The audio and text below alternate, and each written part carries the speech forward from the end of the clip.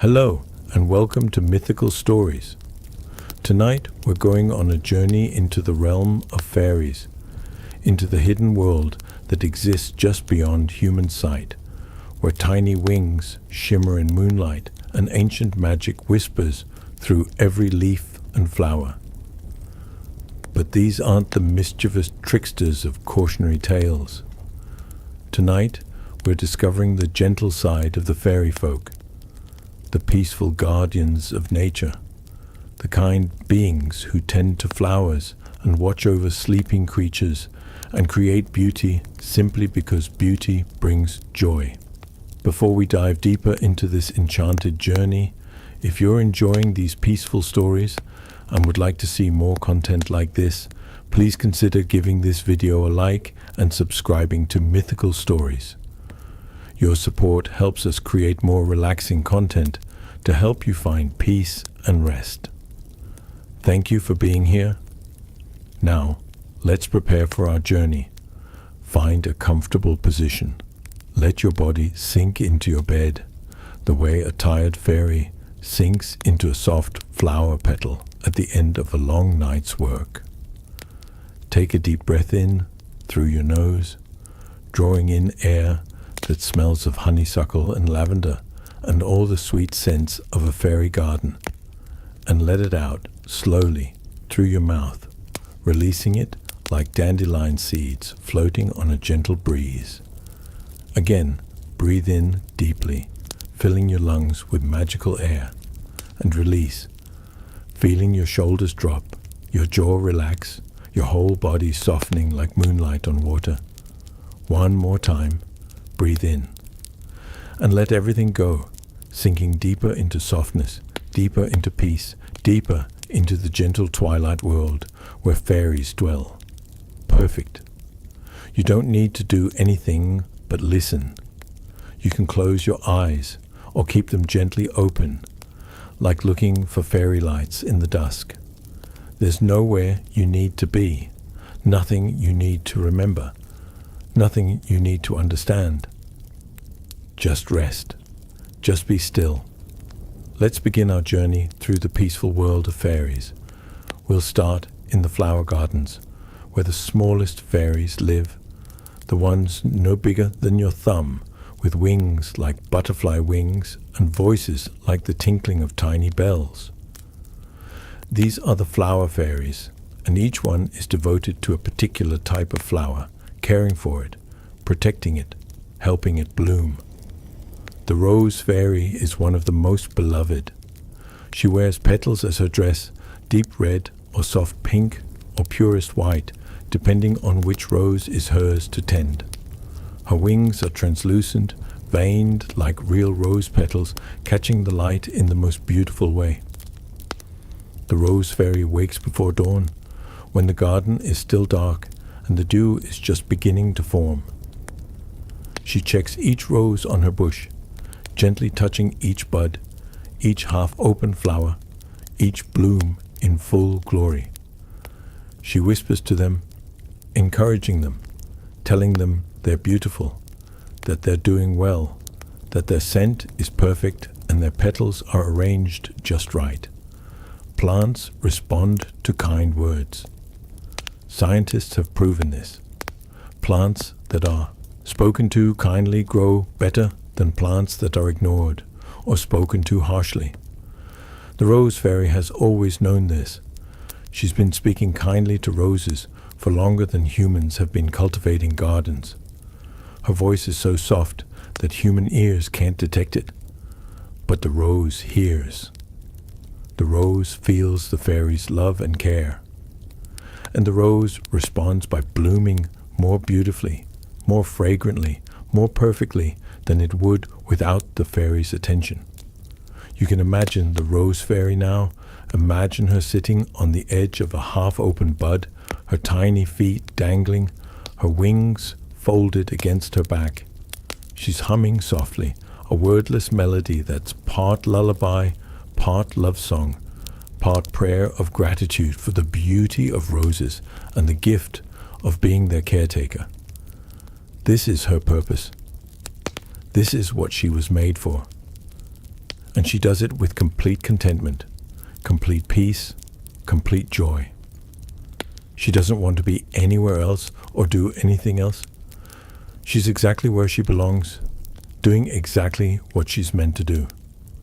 There's profound peace in this, in knowing your purpose, in doing what you're meant to do, in being exactly where you belong. You're where you belong right now, in this bed, in this moment, preparing for sleep.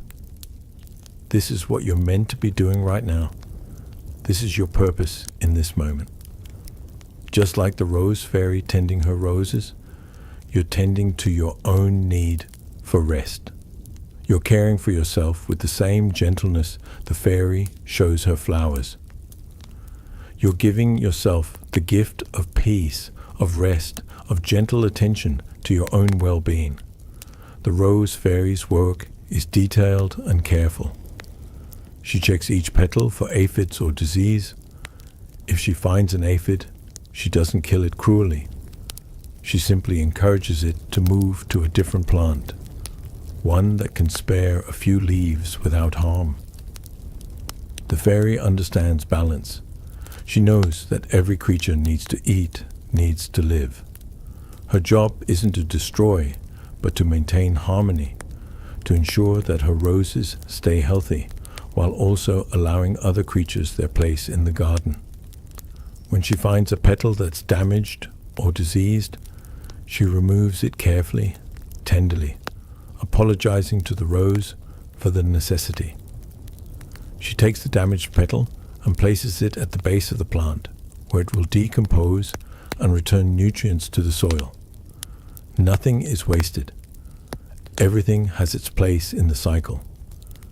This is the fairy way. Everything in balance, everything in its proper place and time. Nothing wasted, nothing hoarded, just the natural flow of growth and decay, blooming and fading, the eternal cycle that keeps the garden alive. You're part of this cycle too. Your waking hours are the blooming. Your sleeping hours are when you return nutrients to the soil of your being, when you decompose the day's experiences and turn them into the nourishment you'll need for tomorrow's growth. The fairy understands this perfectly. She never resents the fading of the roses in autumn. She knows it's necessary. She knows they'll bloom again in spring. She trusts the cycle completely. As the sun rises, the rose fairy's work continues. She guides bees to the best flowers, the ones that are ready to be pollinated, the ones that need a bee's attention. She doesn't control the bees. She simply suggests a little shimmer of light here, a subtle scent enhancement there. The bees are free to follow her guidance or ignore it. Usually they follow it, because the fairy knows her roses and knows which ones will offer the best nectar, which ones will give the bee the richest reward for its work. This is how the fairy serves, not by controlling or demanding, but by offering gentle guidance, by making the path clear, by showing the way to what's beneficial. Your body is offering you gentle guidance right now. It's suggesting sleep. It's showing you the path to rest. It's shimmering with tiredness, with the subtle signals that say, here this way, rest is this way. You're free to follow or ignore this guidance, but your body, like the fairy, knows what's best for you. It knows when you need rest. It knows how to guide you there. And when you follow its guidance, you're rewarded with the sweet nectar of deep, restorative sleep. The rose fairy takes breaks during the day. She doesn't work constantly. When the sun is high and hot, she retreats into the cool shadows beneath the rose leaves. She finds a spot where a leaf creates a canopy, where the temperature is perfect and the light is gentle, and she rests. She might nap for a few minutes, or she might simply sit, her wings slowly opening and closing like a butterfly sunning itself, her mind quiet her body still. She's not thinking about what she needs to do next. She's not planning or worrying or reviewing her work. She's simply being, simply resting, simply existing in the peaceful now. This is a skill that fairies master naturally, but that humans often struggle with. The ability to simply rest without guilt, without the feeling that you should be doing something, without the constant mental chatter about tasks and obligations. The fairy just rests completely, guiltlessly, peacefully. You can learn this from her. You can rest without guilt. You can let yourself simply be, simply exist, simply stop all the doing and thinking and planning. The fairy gives you permission. The garden gives you permission. Rest is not laziness. Rest is wisdom. Rest is necessary. Rest is what allows the fairy to work effectively when work is needed. And rest is what will allow you to live effectively tomorrow. But tonight, just rest. As evening approaches, the rose fairy's work shifts. She begins preparing the roses for night. She checks that each bloom is properly positioned, that it won't be damaged by evening dew or night breezes. She whispers good night to each flower, thanking it for its beauty, promising to return in the morning. And then, as twilight deepens, the rose fairy retreats to her own resting place. Sometimes it's inside a tightly curled bud that will open tomorrow. Sometimes it's in a hollow at the base of the rose bush, a tiny cave just big enough for a fairy. Sometimes it's in a rose hip if it's autumn and the flowers have given way to fruit. Wherever she sleeps, it smells of roses. The scent surrounds her, comforting and familiar. The smell of home, of safety, of everything she loves. She curls up, her wings folding around her like a blanket, her tiny body relaxing completely. Within moments, she's asleep. Deep, peaceful, dreamless sleep. The sleep of someone who has done their work well, who has nothing to regret, who has cared for their charges and can now rest knowing that all is well. This is the sleep that awaits you, the sleep of work well done, of a day completed, of nothing left undone that can't wait until tomorrow. The Rose Fairy shows you how. Just let go. Just relax. Just trust that you've done enough, that you are enough, that rest is now what's needed, and rest is what you deserve. Let's visit another flower fairy now, the Lavender Fairy, who tends the tall purple spikes in the herb garden. Lavender fairies are known for being especially calm, especially peaceful, perhaps because they breathe lavender scent all day and night, perhaps because lavender itself is calming and they've absorbed its essence into their very being. The Lavender Fairy is slightly taller than the Rose Fairy, more willowy, with wings that are pale purple and shimmer like silk in moonlight. She moves slowly, deliberately, never rushing, never hurrying, always in perfect rhythm with the gentle swaying of the lavender stalks. Her primary work is with the scent. Lavender's gift to the world is its fragrance, that distinctive smell that instantly calms, that signals relaxation, that makes people breathe deeper and feel their shoulders drop. The Lavender Fairy enhances this scent. She brushes her hands over the tiny flowers, and as she does, the scent releases more fully, more richly, spreading through the garden and beyond. On summer evenings, when the air is still and warm, the Lavender Fairy works especially hard. She moves through the lavender patch, touching each plant, releasing wave after wave of calming fragrance. People walking nearby suddenly feel peaceful without knowing why. Bees working late suddenly feel satisfied and ready to return to their hives. Even the mosquitoes become less aggressive, lulled by the scent into laziness. You can smell lavender now, whether there's any in your room or not. Just imagining it begins to create the effect. The smell of lavender fields in Provence, purple stretching to the horizon under a blue sky. The smell of lavender sachets in a drawer, making clothes smell fresh and sleep-inducing. The smell of lavender oil on a pillow. The few drops that transform an ordinary pillow into a sleep-inducing cloud. Breathe in the imagined lavender. Let it fill your nose, your lungs, your whole body. Let it do its work, the work it's been doing for thousands of years, calming nervous systems, slowing racing hearts, quieting busy minds. The Lavender Fairy is releasing her strongest scent now, just for you. She's brushing her hands over the flowers with extra care, creating a cloud of lavender peace that's drifting toward you, surrounding you, soaking into your skin and hair and breath. You're in a lavender field now, lying on soft grass between the rows, the purple flowers nodding above you, the scent so strong it's almost visible, like a purple mist hanging in the air. The Lavender Fairy walks down the row and stops beside you.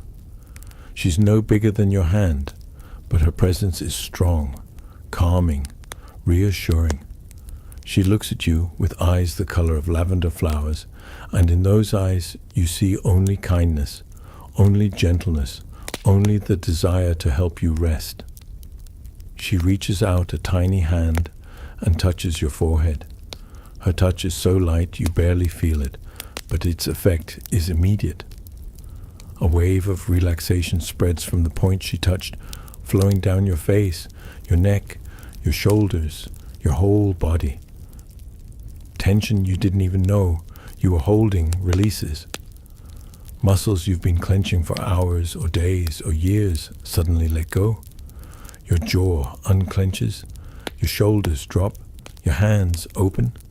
Your whole body softens, like wax warmed by the sun, like ice melting, like anything that was hard becoming soft, anything that was rigid becoming fluid. The Lavender Fairy smiles. This is her gift. This is what she does. She brings peace to troubled minds, rest to tired bodies, sleep to those who need it. She does this for every creature in the garden. The birds who are exhausted from a day of feeding nestlings. The rabbits who are anxious about predators. The insects who are worn out from their constant work. She visits them all as evening falls, touches them all with her tiny hand, releases lavender peace over them all. And they sleep. All of them.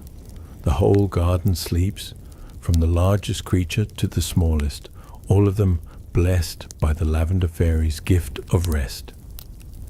You're receiving this gift now. The blessing of the Lavender Fairy, the peace she brings, the rest she offers. It's yours, freely given. No payment required, no worthiness needed. She gives this gift simply because this is what she does. This is her purpose. This is her joy. Accept the gift. Let the lavender peace sink deeper.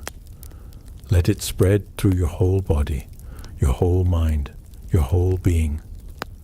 Let it dissolve any remaining tension, any lingering worry, any persistent thought that's trying to keep you awake. The Lavender Fairy's magic is stronger than any worry. Her peace is more powerful than any anxiety. Her gift overcomes all resistance. Just let it work. Just receive it. Just allow yourself to be blessed by the fairy's touch, by the lavender's scent, by the ancient magic of plants that heal and fairies that care. The Lavender Fairy is moving away now, continuing down the row, visiting other creatures who need her gift. But her blessing remains with you. The lavender sen surrounds you. The peace she brought stays in your body, and you're left in perfect calm, perfect stillness, perfect readiness for sleep. Let's visit the water now, where different fairies dwell. Fairies who have adapted to life near streams and ponds, and anywhere water collects and pools and creates its own small world. The water lily fairy is one of the most serene of all fairies. She lives on a lily pad, floating gently on the surface of a quiet pond. Her dress is made of white petals, pure and luminous, and her wings are translucent like dragonfly wings, veined with gold. The water lily fairy spends her days sitting on her lily pad, floating wherever the gentle current takes her, never trying to control her direction, never fighting against the water's will, simply going wherever she's carried. This might sound aimless, but it's actually profound trust. Trust that the water knows where she needs to go. Trust that she'll end up exactly where she's meant to be. Trust that there's no need to control or direct or force anything, that simply allowing herself to be carried is enough. This is the water lily fairy's gift to teach. Surrender, trust, the peace that comes from not fighting, not controlling, not trying to force outcomes. Just floating, just allowing, just being carried by forces larger and wiser than your small self. You can be like the water lily fairy tonight. You can stop trying to control the journey into sleep. You can stop directing and forcing and trying to make it happen. You can simply float, simply allow yourself to be carried. Simply trust that sleep knows where to take you, that your body knows what to do, that you'll end up exactly where you need to be without any effort or control on your part. The water lily fairy's lily pad is perfect for her. It's just the right size, just the right shape, just the right amount of buoyancy to hold her without sinking. She didn't choose this lily pad. It chose her. Or perhaps they chose each other, or perhaps choice isn't even the right word. They simply belong together. She simply is the fairy of this lily pad, and this lily pad simply is hers, and there's no story or explanation or reason beyond that simple isness. Your bed is your lily pad. It's just right for you. Just the right size, just the right softness, just the right amount of support. You didn't have to search the world for the perfect bed.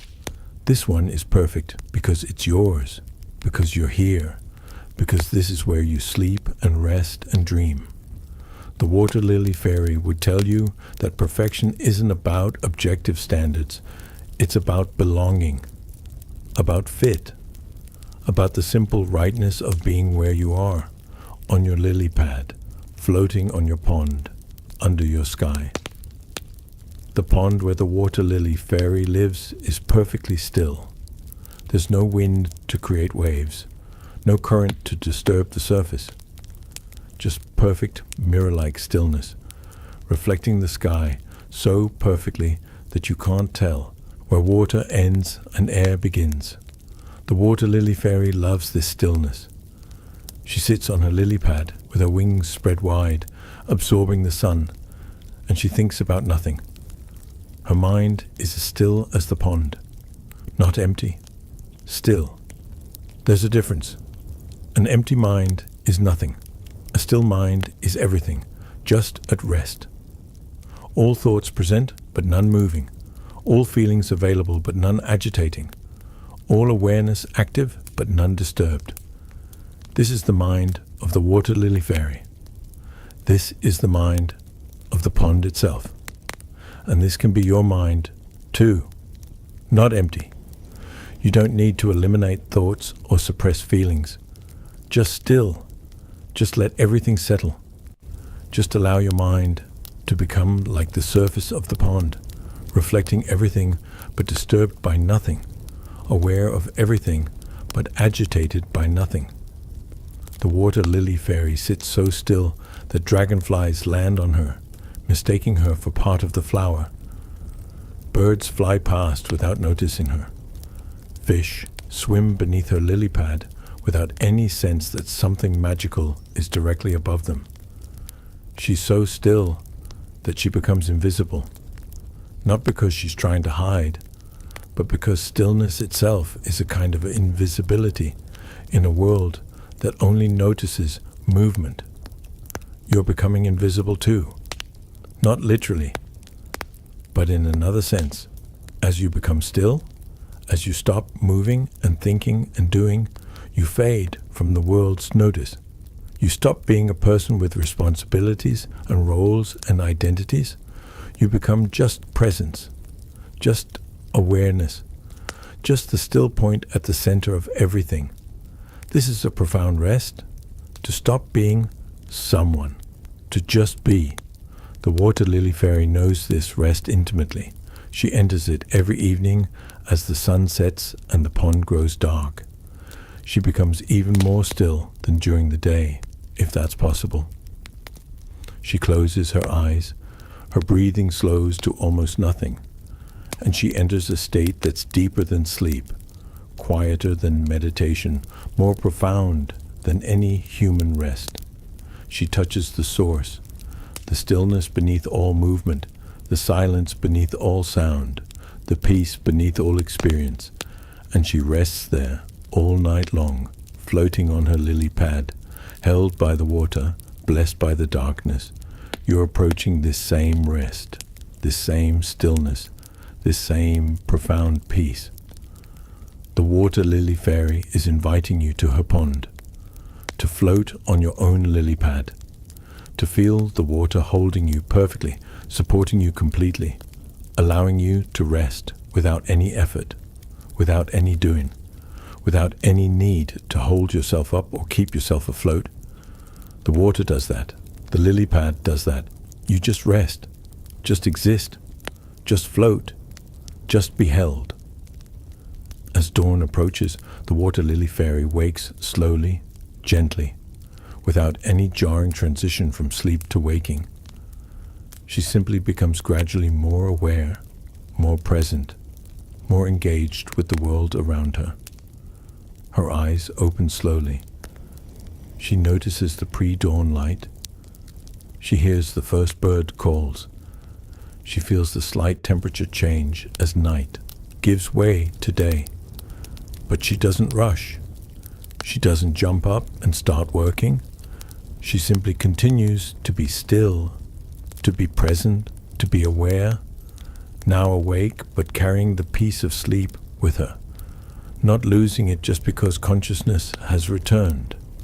This is the art the water lily fairy can teach, how to wake peacefully, how to carry rest with you into activity, how to never lose the stillness, the peace, the connection to the deep quiet that underlies everything. But that's for tomorrow morning.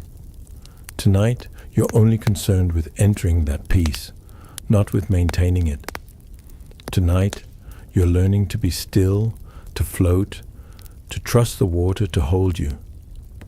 The water lily fairy is settling into her deepest rest now, showing you the way, demonstrating the complete surrender that makes perfect rest possible. Follow her. Float like she floats. Trust like she trusts. Rest like she rests. The pond holds you. The lily pad supports you. The water knows what to do. Just let go. Just float. Just rest. Let's visit the forest now, where larger fairies dwell, fairies who are the size of children, who are responsible for entire trees rather than individual flowers, who understand the slow patience of oak and ash and pine. The oak tree fairy is ancient. Not as ancient as the oak tree herself, which may be 300 or 400 years old, but ancient by fairy standards. This fairy has tended this oak for 2 centuries, has watched it grow from a sapling to a mighty tree, has protected it from disease and drought, and the axes of humans who didn't know or didn't care that this tree was sacred. The oak tree fairy lives in a hollow in the tree's trunk, a space just large enough for her to curl up in, lined with soft moss and fallen leaves, warm and dry even in the wettest weather. She emerges at dusk, climbing out of her hollow, sitting on a branch, surveying her domain. From here she can see the whole tree, every branch, every cluster of leaves, every acorn forming for the autumn harvest. Her work is subtle. She doesn't dramatically transform anything. She simply maintains. She ensures that the tree's energy flows properly, that nutrients reach every branch, that water is drawn up from the roots efficiently, that photosynthesis happens optimally in every leaf. She's like a master gardener, but working from the inside, not pruning or fertilizing from outside, but somehow encouraging the tree to optimize itself, to be the best version of an oak tree it can possibly be. The oak tree fairy understands patience in a way that few beings do.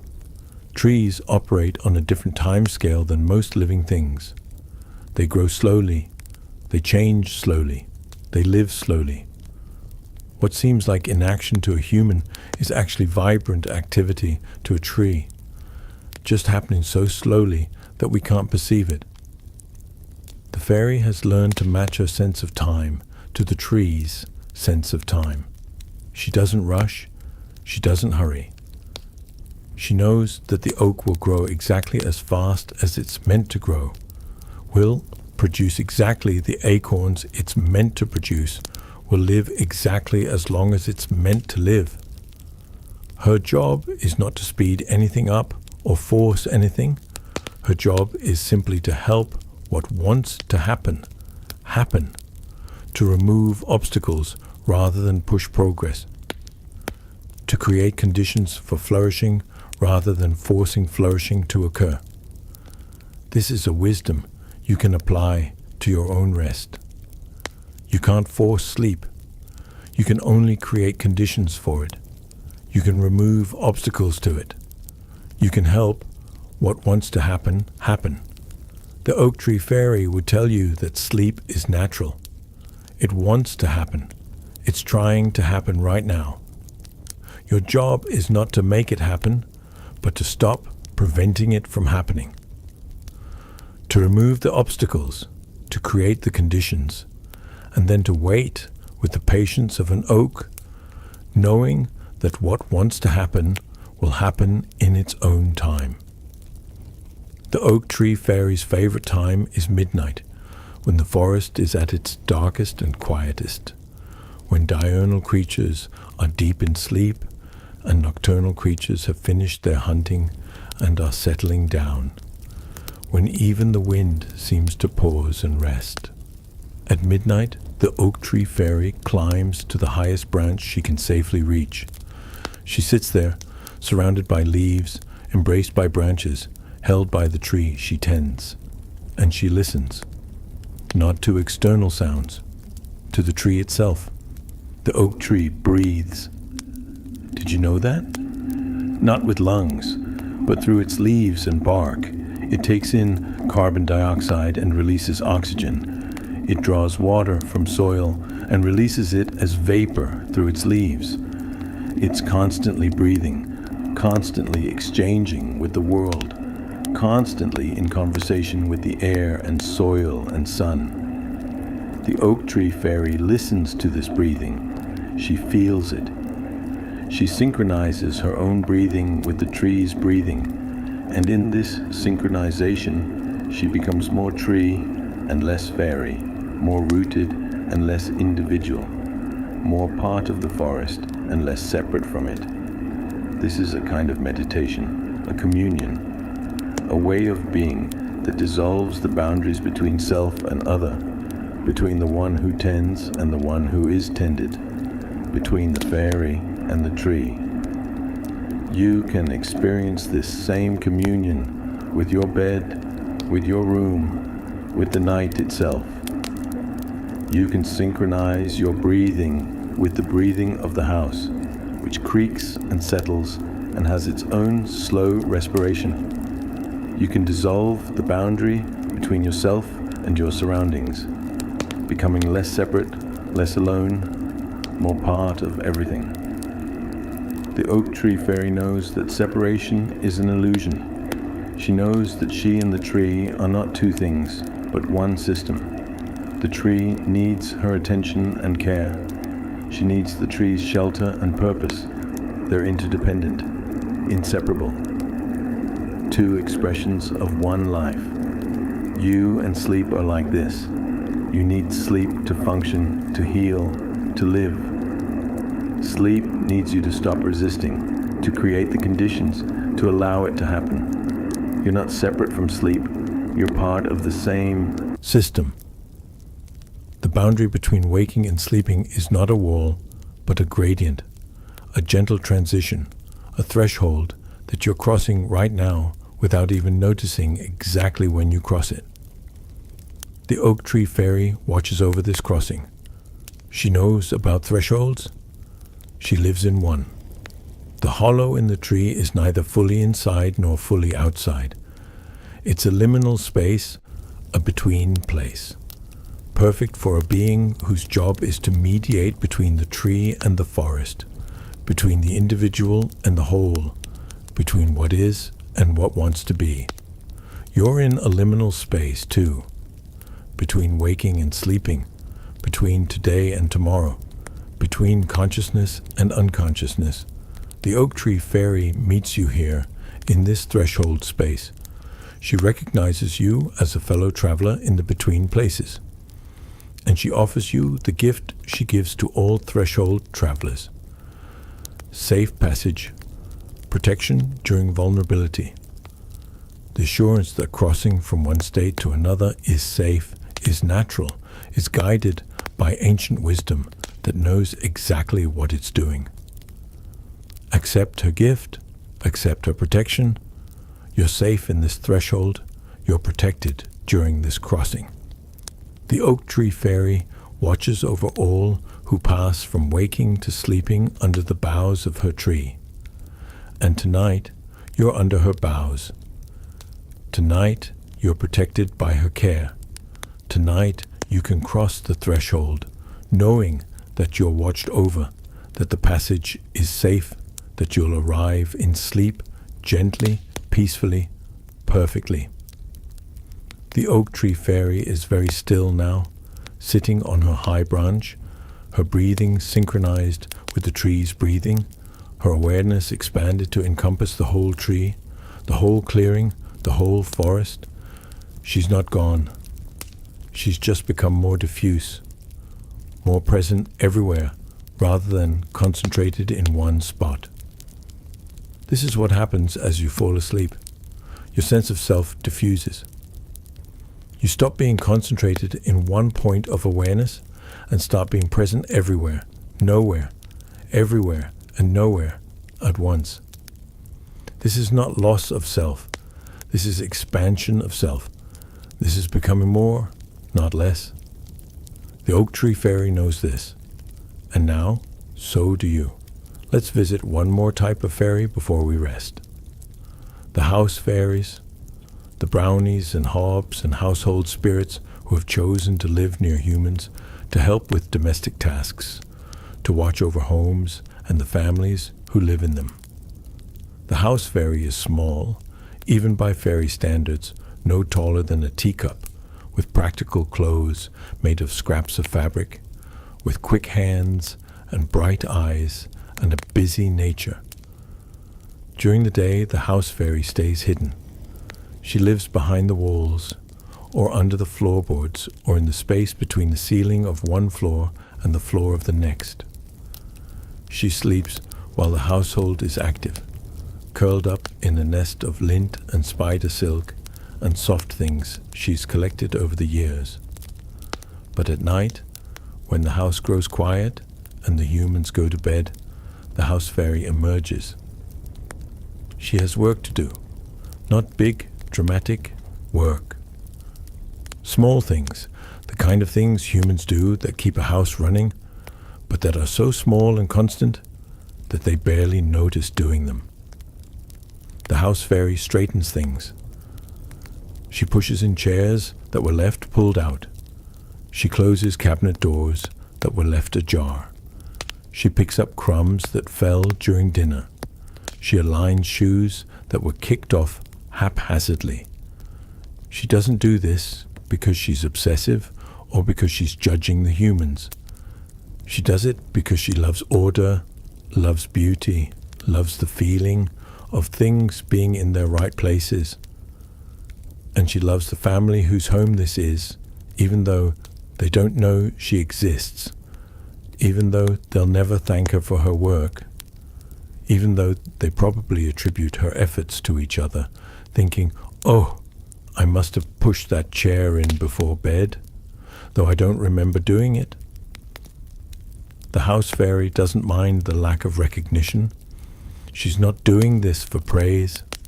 She's doing it because it's her nature, because this is what brings her joy, because caring for this home and this family is her purpose and her pleasure. There's profound contentment in this, in doing something simply because it's yours to do, not for recognition or reward or any external validation, just because this is what you do, this is who you are, this is your contribution to the world. The house fairy finishes her tidying and moves to the next task. She visits each sleeping member of the household, checking on them, ensuring they're comfortable, gently adjusting blankets that have slipped, quietly closing windows if the night has turned cold, softly opening them if the room has grown stuffy. She's like a mother checking on sleeping children, except she does this for everyone, young and old, because to her ancient eyes, all humans are young, all are children in need of care and watching. She stops beside your bed now. You're not in the house she usually tends, but tonight, just for tonight, you're under her care. She's been asked by all the other fairies to visit you, to watch over you, to ensure your rest is undisturbed and peaceful. She looks at you with her bright eyes, assessing, checking. Are you comfortable? Is your pillow right? Is your blanket sufficient, but not too heavy? Is the temperature of the room appropriate? Is there anything she can do to improve your rest? She decides everything is satisfactory. You've done well preparing for sleep. Your bed is comfortable. Your room is peaceful. Your body is ready for rest. She nods to herself, pleased. And then she does something special. She reaches into the tiny pouch she wears at her belt and pulls out a pinch of fairy dust. Not the glittering, sparkly kind from children's stories. Real fairy dust is subtler than that. It looks like dust motes visible in a sunbeam, barely visible, more sensed than seen. She blows this dust over you gently. It settles on your skin, in your hair, over your closed eyelids. You can't see it or feel it, but its effect is immediate. A deepening of peace, a softening of the last remaining tension, a final letting go of anything still holding you back from complete rest. The fairy dust is made of sleep itself, condensed and concentrated, the essence of all the peaceful sleeps that have ever been slept, ground into powder and kept for those who need it most. Tonight, you needed it. And the house fairy, generous as always, has given it to you freely. The dust works quickly. Your breathing deepens. Your body sinks more heavily into the bed. Your mind stops its restless surface activity and begins to sink into deeper, quieter levels. You're falling asleep. Not trying to fall asleep. Not working toward it or efforting toward it. Just falling, as naturally as a leaf falling from a tree, as gently as snow falling from a cloud, as peacefully as night falling over the land. The house fairy smiles. Her work here is done. She has one more house to visit before dawn, one more family to check on, one more set of small tasks to complete. But first, she pauses for just a moment more beside your bed. She reaches out one tiny hand and pats your hand, a gesture so light you don't even feel it. A blessing given without words, a benediction from one who has learned the art of caring without needing anything in return. Sleep well, she whispers, though her voice is too soft for you to hear. Sleep deep. You're cared for, you're watched over, you're blessed. And then she's gone, back through the crack in the floorboards, back to her hidden highways, through the walls, off to help someone else who needs her care. But her blessing remains. The fairy dust continues to work.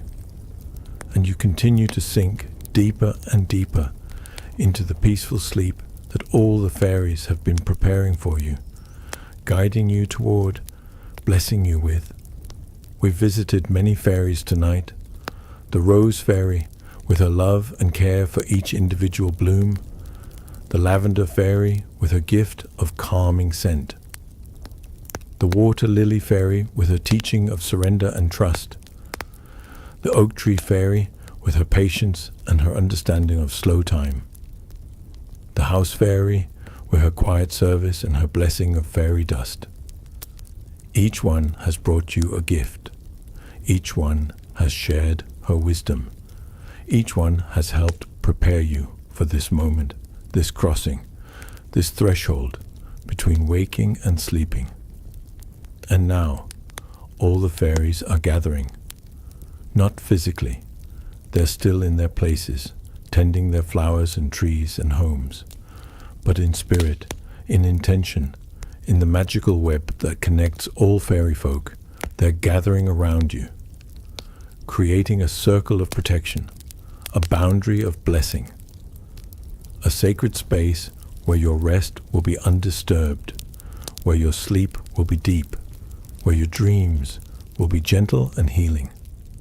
The circle of fairies is glowing softly, each fairy contributing her light, and together their lights merge and blend and create a soft, warm radiance that's more felt than seen, more sensed than perceived, but absolutely real, absolutely powerful, absolutely protective. Inside this circle, you're safe, completely safe. Nothing can harm you. No worry can penetrate. No anxiety can intrude. No sound or disturbance from the outside world can reach you. You're in the fairy circle, and fairy circles are the safest places in all the worlds, protected by magic older than humans, older than cities, older than civilization itself. The wild magic, the green magic, the magic of growing things and living earth, and the interconnection of all beings. This magic surrounds you now, holds you, protects you, blesses you. The fairies begin to sing, each in her own voice. The Rose Fairy's voice is sweet and high. The Lavender Fairy's voice is low and calming. The Water Lily Fairy's voice is fluid and flowing. The Oak Tree Fairy's voice is deep and resonant. The House Fairy's voice is quick and bright. Together, their voices create a harmony that's more beautiful than any human music. A chord that resonates not just in the ears, but in the heart, the bones, the very cells of your body.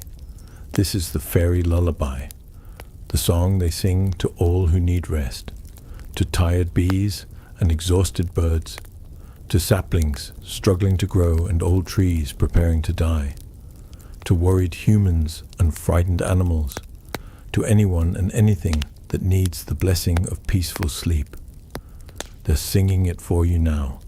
Listen, not with your ears, with your heart, with your body, with the part of you that understands music not as sound, but as vibration, as energy, as the fundamental hum of the universe made audible.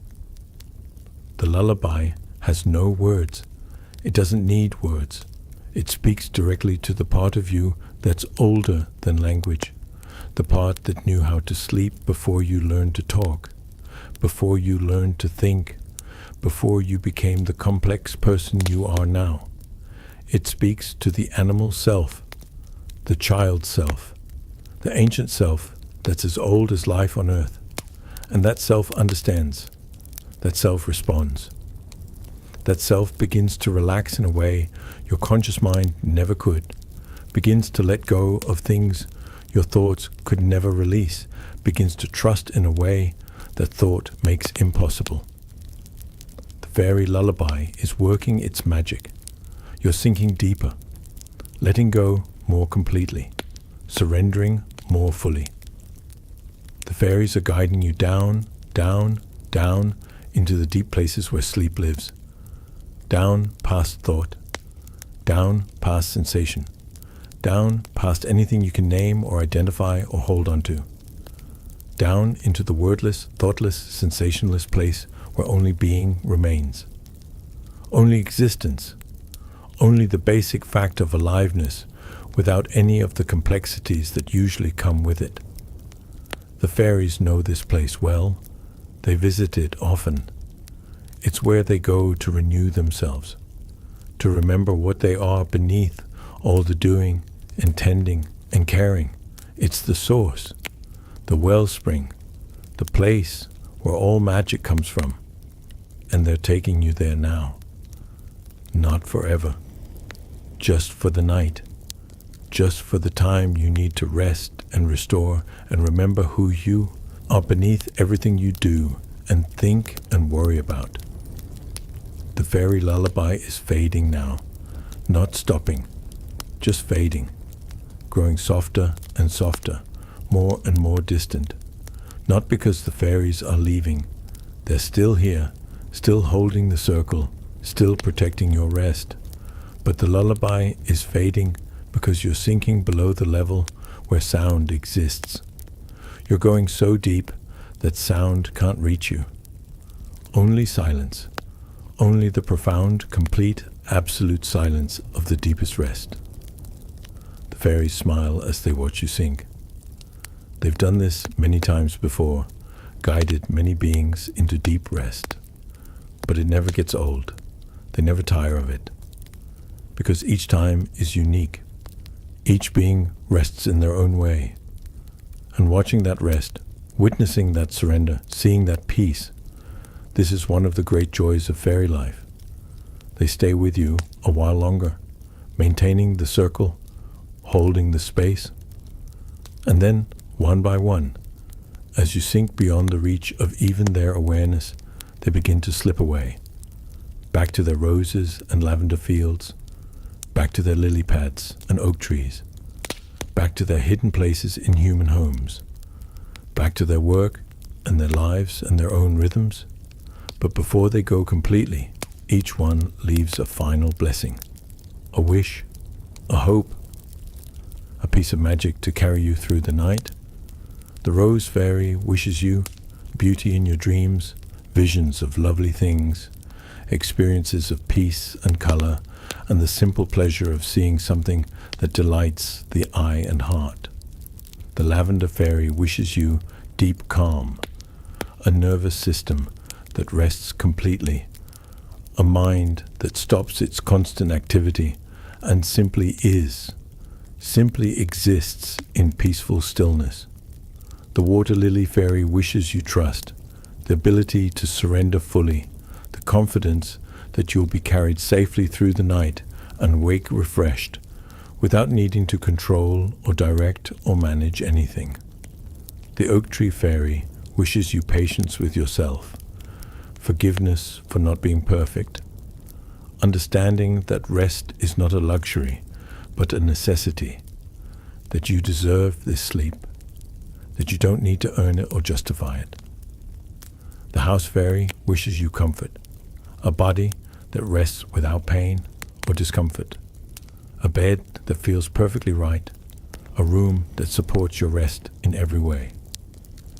These wishes, these blessings, these little pieces of fairy magic, they sink into you, becoming part of you, working their effect not just tonight, but for many nights to come. The fairies give these gifts freely, without expecting anything in return, simply because this is what they do, this is who they are, this is their nature and their joy. And now their work is complete. The circle is dissolving. The fairies are returning to their own realms. The night is settling into its deepest phase, the hours when even the fairies rest, when even the most wakeful creatures sleep, when the whole world seems to pause and breathe and simply exist in peaceful darkness. You're part of this now, part of the sleeping world, part of the great rest that encompasses every living thing, every breathing creature, every being that needs sleep to survive and flourish. You're not alone in this sleep. You're part of a vast community of sleepers, all of you resting, all of you restoring, all of you participating in the ancient rhythm of activity and rest, waking and sleeping, consciousness and unconsciousness. The fairies are sleeping too now, each in her own way. The rose fairy curled in her bud, surrounded by the scent she loves, peaceful as only those who have completed their work can be peaceful. The lavender fairy stretched out on a lavender stalk, her wings folded, her breathing so slow it's barely detectable, her mind utterly still. The water lily fairy floating on her lily pad, held by water, blessed by darkness, at peace with everything. The oak tree fairy in her hollow, nestled in moss, part of the tree, part of the forest, part of the eternal cycle of life. The house fairy in her nest of lint and spider silk, tiny and hidden and completely content, dreaming perhaps of all the homes she tends, all the families she watches over, all the small acts of service that make up her life and purpose. They're all dreaming now, and you're dreaming too, or about to be. The threshold has been crossed. The journey is complete. You've arrived in the land of sleep, the realm of dreams, the place where the fairies first came from, where magic is more real than matter, where anything is possible because the rules of the waking world don't apply here. In this place, you're not bound by physics or logic or the limitations of your physical body. In this place, you can fly. You can breathe underwater. You can be large or small. You can visit other worlds. You can meet fairies and dragons and all the beings we've talked about tonight. You can experience magic directly, not as metaphor or imagination, but as lived reality, as actual experience, as something that happens to you in this dream realm where you'll spend the next hours. The fairies will be in your dreams tonight. Not all of them, not obviously, not in ways you'll necessarily remember, but they'll be there, small presences in the background, guides on your dream journey, helpers when you need help, comforters when you need comfort. They followed you here, into the dream realm, because this is their home too. This is where they come from. This is the source realm, the place where imagination and reality are the same thing, where thinking something makes it so, where wishing creates reality. In your dreams tonight, you might see a garden. If you do, look closely at the flowers. You might see the rose fairy, just for a moment, a shimmer of movement in the petals. You might smell lavender, stronger than any physical lavender, the pure essence of the scent. You might find yourself by a pond, floating on a lily pad, experiencing the water lily fairy's perfect surrender and trust. You might stand beside a great oak tree and feel the presence of the ancient fairy who tends it, feel her patience, her wisdom, her understanding of deep time. You might find yourself in a cozy house where everything is in its right place, where a tiny figure flits just beyond your vision, tidying, caring, maintaining order out of love. These dream encounters are gifts, blessings, continuations of the fairy magic that's been working on you all night. Let them come. Don't try to grasp them, or hold them, or remember them. Just experience them. Just let them be part of your dream landscape, part of the healing that's happening as you sleep, part of the restoration that your mind and body and spirit need. The fairies know what you need, even better than you know yourself. They've seen into your heart tonight. They've sensed your worries and fears and the things you carry that are too heavy. And in your dreams, they'll help you set those things down, not by forcing, not by taking them away, but by showing you how, by modeling it, by being present while you figure out how to let go. This is the fairy gift, not solving your problems for you, but being present while you solve them yourself, not carrying your burdens, but walking beside you while you learn to set them down, not fixing you, but witnessing you while you heal yourself. The fairies understand that true healing comes from within.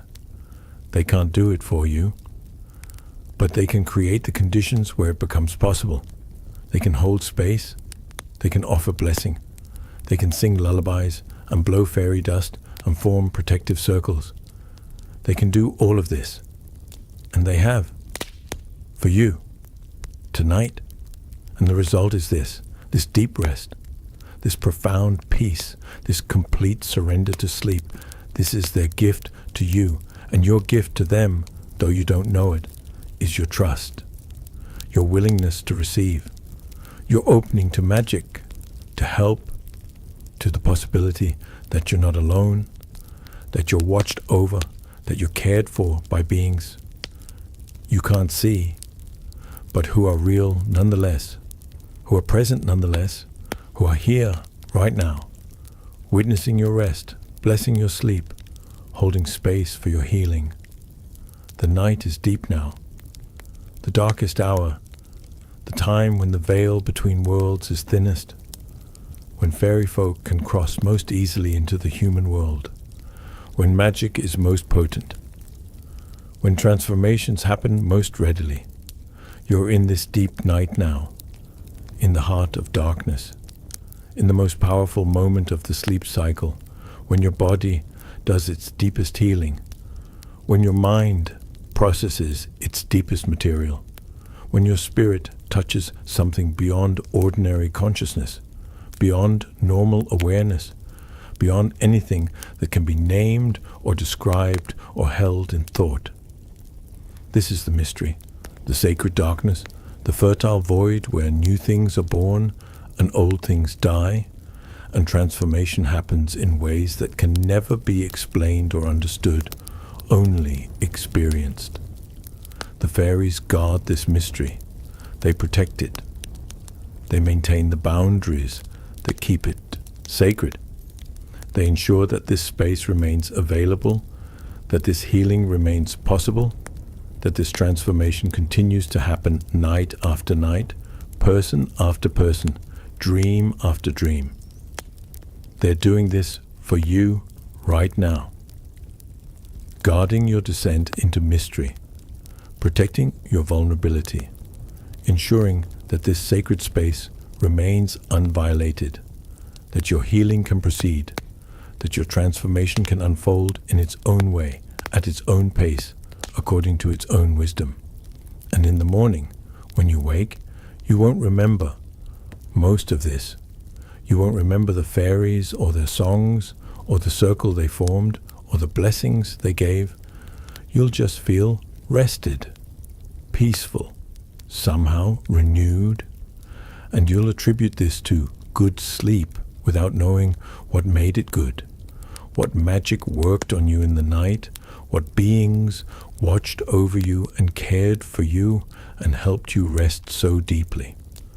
But the fairies don't need you to remember. They don't need your thanks or your acknowledgement. They're content to work in secret, to give their gifts anonymously, to watch over sleepers who never know they were watched over. This is the fairy way. Serving without recognition, giving without expectation, caring without needing anything in return. It's pure service, pure love, pure devotion to the work itself, to the flowers and trees and homes and sleeping beings they tend, not for reward, but simply because this is what they do, who they are, their nature and their joy. So sleep now, sleep deeply, sleep peacefully. The fairies have done their work. The circle is formed, the blessings are given, the magic is woven. All that remains is for you to surrender completely, to let go absolutely, to sink into the deepest rest you've ever known. The fairies are fading now, becoming less distinct, less present to your awareness, not because they're leaving, but because you're going so deep that you can no longer perceive them. They're still there, still holding space, still maintaining the circle, but you're sinking below the level where they can be perceived, sinking into a depth where even fairy magic is just background, just part of the fabric of reality, so woven into everything that it can't be distinguished from anything else.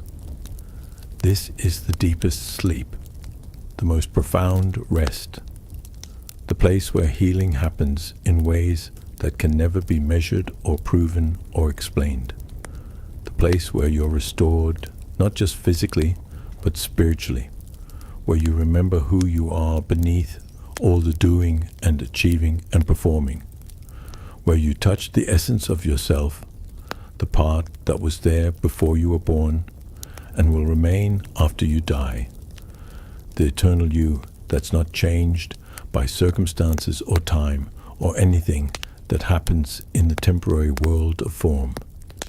The fairies know this eternal part of you. They see it, they recognize it, they honor it, and everything they've done tonight has been in service to this eternal self, helping it rest, helping it restore, helping it remember itself beneath all the forgetting that daily life requires. This is the deepest magic, not flashy or obvious, just the quiet work of helping souls remember themselves, of creating space for the eternal to touch the temporal, of maintaining the connection between the seen and unseen worlds, the known and unknown, the conscious and unconscious. And now their work is complete. And your work, if it can be called work, is complete too. There's nothing left to do, nowhere left to go, no one left to be. Just this, just sleep, just deep, profound, complete rest. The fairies are silent now. Their lullaby has faded into the silence that underlies all sound. Their circle has dissolved into the unity that underlies all separation. Their individual presence has merged into the collective fairy consciousness, the vast network of caring that encompasses every fairy folk from every tradition, from every land, from every time, all of them connected, all of them aware of each other, all of them working together to maintain the balance, to tend the beauty, to protect the vulnerable, to bless the sleeping. You're blessed by all of them now. Not just the 5 we visited, but all of them. The thousands of flower fairies tending millions of gardens, the water fairies in every pond and stream and ocean, the tree fairies in every forest, the house fairies in every home. All of them. Their collective blessing is upon you. Their collective protection surrounds you. Their collective care enfolds you. And in this care, in this protection, in this blessing, you're safer than you've ever been, more protected than you've ever been, more blessed than you've ever been. This is the fairy gift, given freely, given completely, given to you right now in this moment of your deepest need. Receive it. Let it work. Let yourself be blessed. You're sleeping now, deeply sleeping. The words you're hearing, if you're hearing anything at all, are just sounds. They don't need to be understood or processed or remembered. They're just a gentle presence, a soft background, a lullaby without melody, a blessing without form. They're here to keep you company in the deep places, to ensure you're not alone, even in the most profound solitude. But soon, even these words will fade. Soon, there will be only silence, only darkness, only the vast, peaceful, perfect nothingness that's actually fullness, that's actually everything, that's actually the source from which all things emerge and to which all things return. You're returning now. Returning to source, returning to the beginning, returning to the place you've never left, the home you've always been in, the truth you've always known, beneath all the forgetting. And in this return, there is infinite peace, infinite rest, infinite healing. The fairies watch you complete this return. They witness your arrival. They celebrate your homecoming. And then, finally, they too rest. They too sleep. They too surrender to the great silence, the deep peace, the eternal rest that holds everything, that is everything, that we all are beneath the temporary forms we take and the temporary stories we tell and the temporary lives we live. Good night. Sleep well. You are home. You are safe. You are blessed. The fairies have done their work. And now there is only rest, only peace, only sleep, only this, only silence, only good night.